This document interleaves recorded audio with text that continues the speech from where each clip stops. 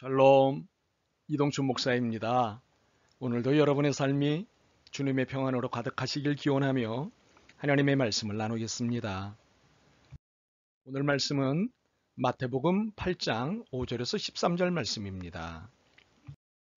예수께서 가버나움에 들어가시니 한 백부장이 나와 간구하여 이르되 주여 내 하인이 중풍병으로 집에 누워 몹시 괴로워하나이다.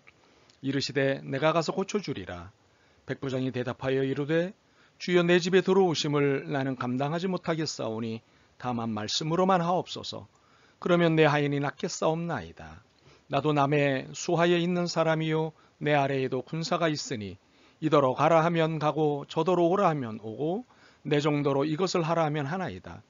예수께서 들으시고 놀랍게 여겨 따르는 자들에게 이르시되 내가 진실로 너희에게 이르노니 이스라엘 중 아무에게서도 이만한 믿음을 보지 못하였노라. 또 너희에게 이르노니 동서로부터 많은 사람이 이르러 아브라함과 이삭과 야곱과 함께 천국에 앉으려니와 그 나라의 본 자손들은 바깥 어두운 데 쫓겨나 거기서 울며 이를 갈게 되리라. 예수께서 백부장에게 이르시되 가라 내 믿은 대로 될지어다 하시니 그 즉시 하인이 나으니라. 아멘. 마태복음 8장 5절에서 13절 말씀을 본문으로 가라 내 믿은 대로 될지어다 라는 제목의 말씀을 나누겠습니다. 예수님은 참 다양한 사람들을 만나셨습니다. 부자에서부터 거린까지, 큰 자에서 작은 자에게까지, 노인에서부터 아기까지, 종교적인 사람에서 비종교적인 사람까지, 인격적인 사람에서 비인격적인 사람까지, 최고 권력자에서부터 가장 힘없는 자에 이르기까지 참 다양한 사람들을 만나셨습니다. 그런데 이 다양한 사람들을 만나셨을 때 그들 모두를 향해 놓치지 않으신 관찰이 있었습니다. 믿음이었습니다. 그에게 믿음이 있는지의 여부를 보셨습니다. 또한 그에게 예수님을 향한 믿음이 어느 정도인가를 보셨습니다. 왜 그러셨을까요? 이것은 예수님이 그에게 어떤 태도를 취하실지를 결정하는 요인이 되었기 때문입니다. 우리의 논의를 위해 질문을 좀 더 확장해 보겠습니다. 첫 번째, 믿음의 여부는 왜 중요할까요? 두 번째, 믿음의 정도는 왜 중요할까요? 세 번째, 예수님이 예의주시하신 믿음이란 무엇일까요? 첫 번째 질문인 믿음이 있고 없느냐는 예수님과의 관계에서 매우 중요한 끈입니다. 예수님을 믿고 만나느냐, 의심하고 만나느냐에 따라 관계의 정도가 달라지기 때문입니다. 믿고 만난다는 것은 그에게 마음을 주고 그에게 자신의 문제를 맡길 수 있다는 것입니다. 의심하고 만난다는 것은 상대와 거리를 두고 탐색한다는 것입니다. 그러므로 믿음의 여부는 예수님의 능력과 지혜를 어느 정도 만날 수 있느냐를 결정하는 중요한 요인이 되는 것입니다.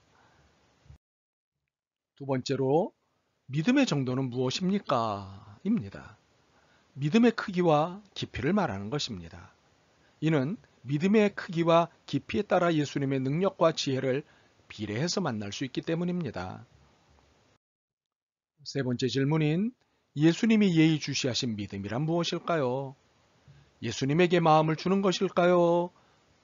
예수님을 따라다니는 것일까요? 아니면 자신의 필요에 의해 예수님을 의지하는 것일까요? 꼭 틀린 답들은 아닙니다. 그러나 이런 것들은 양다리 걸친 믿음이라고 볼 수 있습니다. 예수님이 기대하신 믿음은 어떤 상황, 어떤 경우가 됐던 전적으로 예수님을 의지하되 자신의 감정에 따라 좌우되지 않는 신뢰입니다. 오늘 본문에서 이를 확인할 수 있습니다. 백부장은 자신의 종이 중환병에 걸린 것에 대해 몹시 안타까워했습니다. 사실 오늘날의 입장에서 보면 당연한 것 아니냐고 할 수 있지만 당시의 시대상으로 보면 매우 파격적인 모습이었습니다. 왜냐하면 당시 종은 하나의 물건으로 취급되던 때였기 때문입니다. 종이 병에 걸린 것은 좀 아깝지만 그냥 폐기하면 되는 거였습니다. 그런데 이 백부장은 달랐습니다. 자신이 아픈 것처럼 자기 가족이 아픈 것처럼 그의 병을 함께 아파했습니다. 그래서 각종 치료와 약을 제공했지만 소용이 없었습니다. 그러는 중에 예수님에 대한 소문을 들었고 예수님을 찾아온 것입니다. 예수님을 만나자마자 당황스러운 얼굴로 말합니다. 주님, 저의 종이 병들었습니다.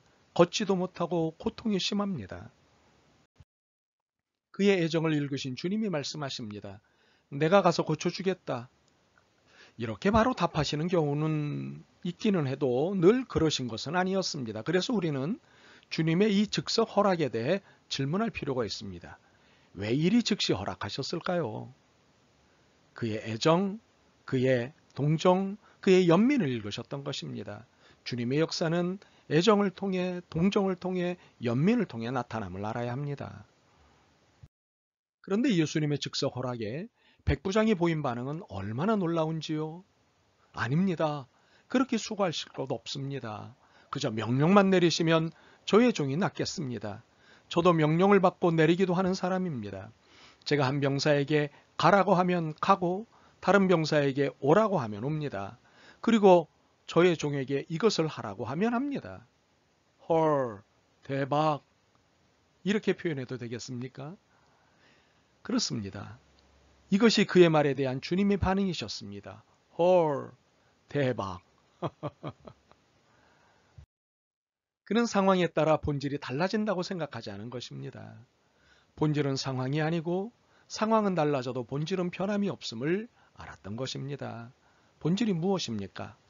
예수님이고 예수님의 능력입니다. 그는 예수님의 상황에 따라 그 능력이 나타나기도 하고 나타나지 못하기도 한다는 것에 동의하지 않았습니다. 그는 예수님이 허락만 하시면 시간과 공간은 결코 문제가 될 일이 아님을 믿은 것입니다. 전적으로 예수님과 예수님의 능력을 믿은 것입니다. 백부장의 이 믿음 고백에 예수님의 반응은 이러셨습니다. 예수께서 들으시고 놀랍게 여겨. 이것은 굉장한 충격을 받으셨다는 뜻입니다. 예수님의 말씀에서 이를 확인할 수 있습니다. 하나님을 알고 그분이 일하시는 방식을 환히 알아야 마땅한 이스라엘 백성 중에서도 이렇게 단순한 믿음은 아직 보지 못했다. 이 사람은 머자나 사방에서 모여들 많은 이방인들의 선봉이다.